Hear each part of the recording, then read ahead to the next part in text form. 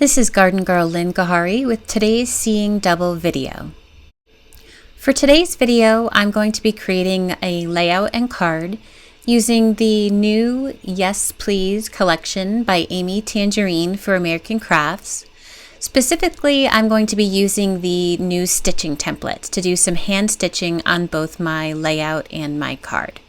So let's get started.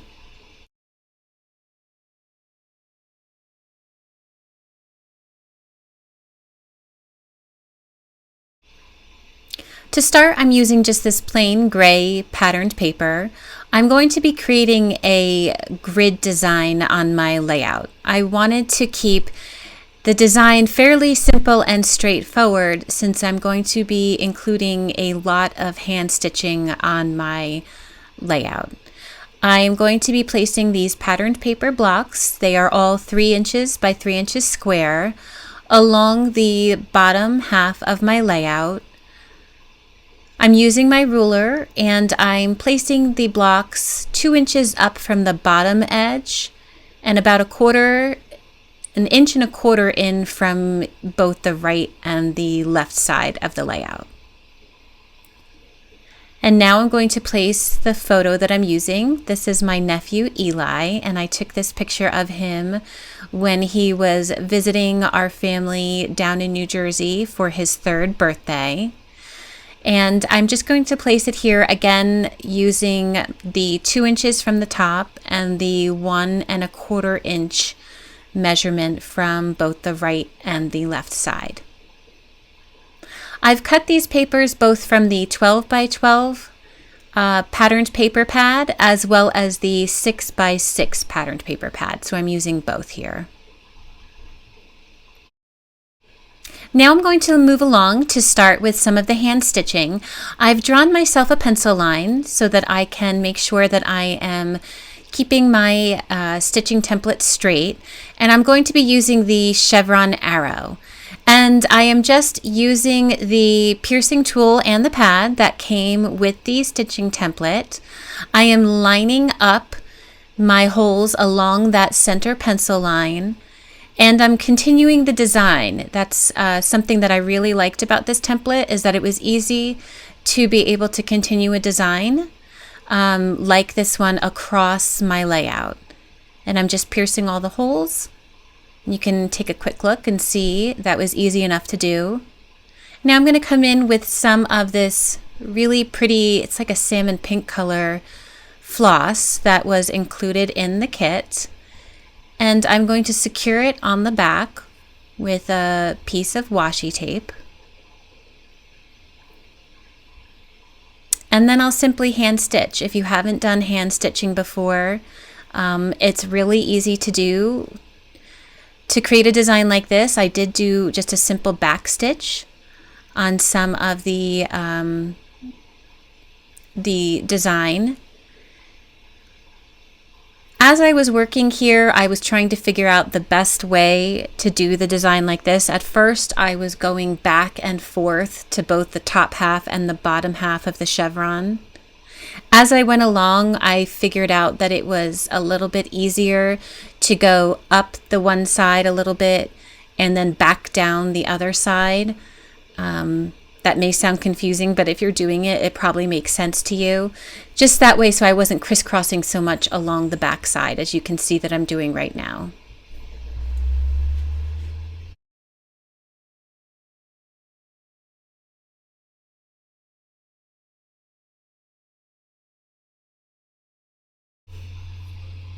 The hand stitching for this chevron along the middle of my layout did take a little bit of time to do, so I didn't record the whole process. But you can see here my finished chevron design. I decided to switch my floss colors. So I did that salmon pink color on the one end, the yellow in the middle, and then the blue on the far right side.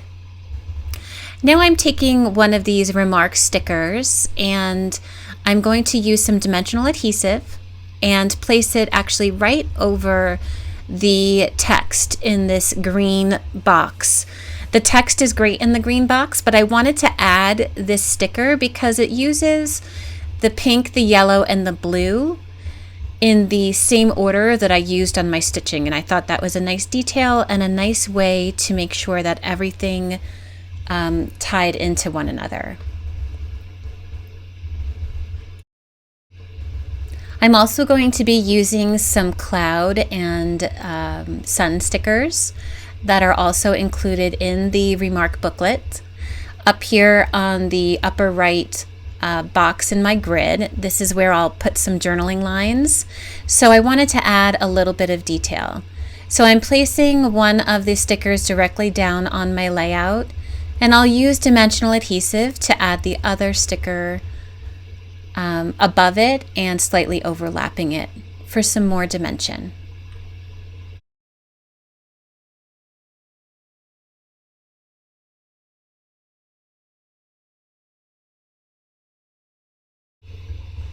Once I have this sticker placed where I want it, I'm actually going to come back in here and add some more hand stitching.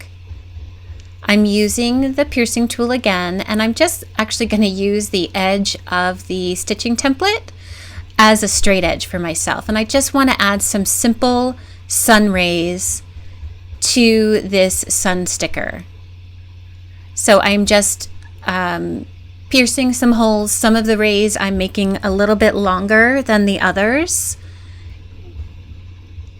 And I'm not really measuring out any specific length for the rays. For this, I want it to be a little bit more haphazard and whimsical.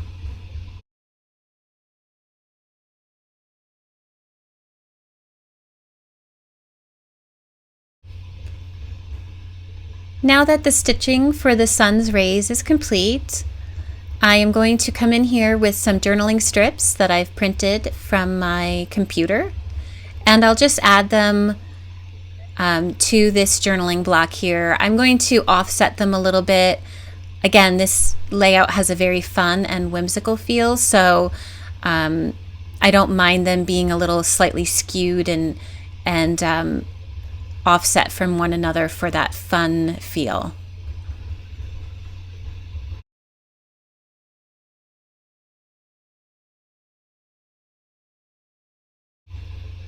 I also wanted to hand stitch part of my title, so I am going to add, I'm going to use the alphabet stitching template to add the word B to this yellow block here. I did again use a simple pencil line so I could make sure that I kept my letters straight. One thing I really like about the template is that it is slightly see-through so that you can easily see where you are placing it and where you are lining up letters or icons next to one another. I found that because I have two papers layered here that I needed to go back in with the piercing tool and re-pierce my holes because they didn't go all the way through. And I didn't want to tug or pull too much on my paper, so I wanted to make sure I had a nice hole there so that I could easily pass the needle and floss through it.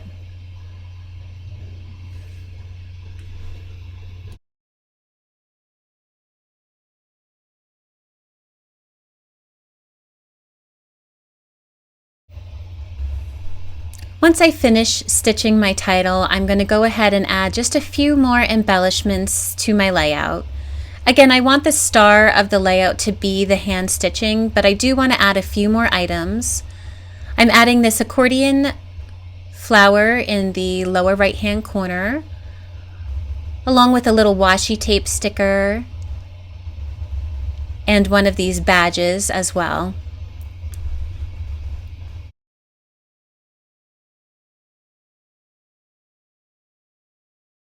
I'm using one of the new Amy Tangerine roller stamps to add just a little bit of stamping below this embellishment cluster.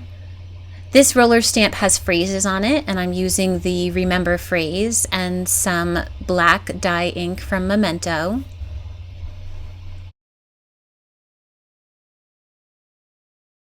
When I was taking a look at the layout, I felt like I needed to add a splash of pink up at the top. So I found this little pink heart conversation bubble. So I'm going to add that to the corner of my photo with some dimensional adhesive. And I'm also going to add some pink enamel dots from the collectible collection by My Mind's Eye. Again, just for that fun splash of pink and to add a little bit more detail and dimension.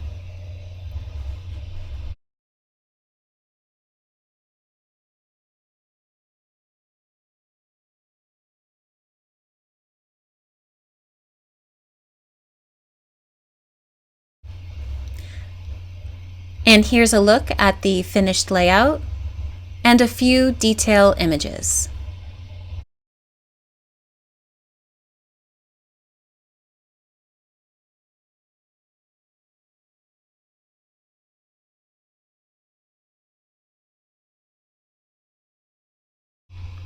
Now I'm going to create a card, again using those same stitching templates from Amy Tangerine. I'm going to use the template to spell out the word hello for my sentiment on my card. I'm just using a piece of gray patterned paper from the 6x6 paper pad. And I've given myself some pencil lines. Again, I'm using a pencil line to line up my letters along the bottom. So when I'm placing the template down, I can see the pencil line through those bottom stitch holes. Also, again, the stitching template is somewhat clear, so I can see where I've previously pierced the holes, so I know how far apart to place my letters. It's very easy to use and easy enough that you can place letters and icons and words next to one another.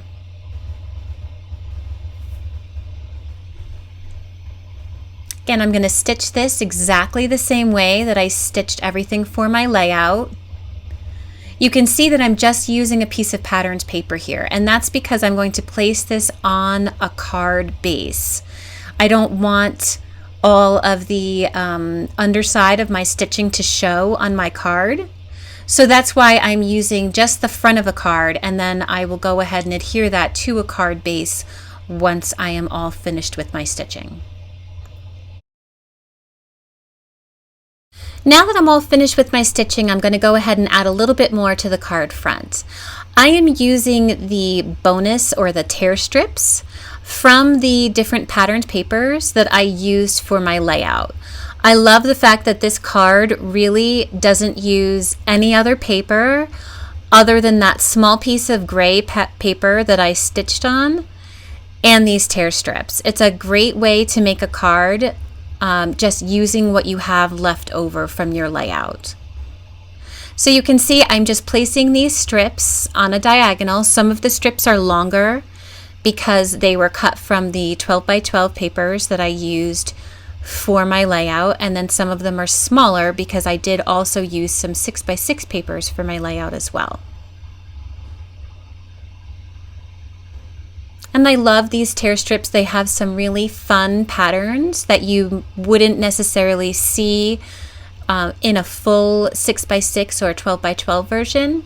So I love the idea of adding something unexpected to my card.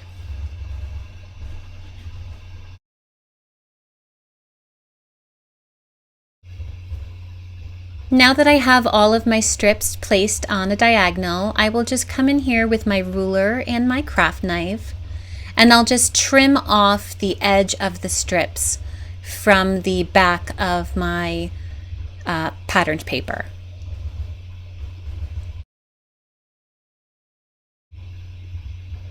I do just want to mention that this gray piece of patterned paper was cut slightly smaller than a standard card base.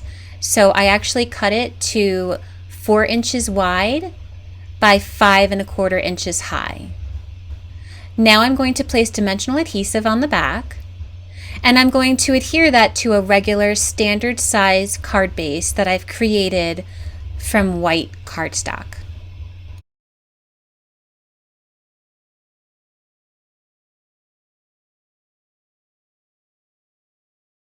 Once I have my paper placed, I'm just going to come back in here and add a small sticker right to the middle of the O The sticker says awesome, so my sentiment on my card will read, "Hello, awesome."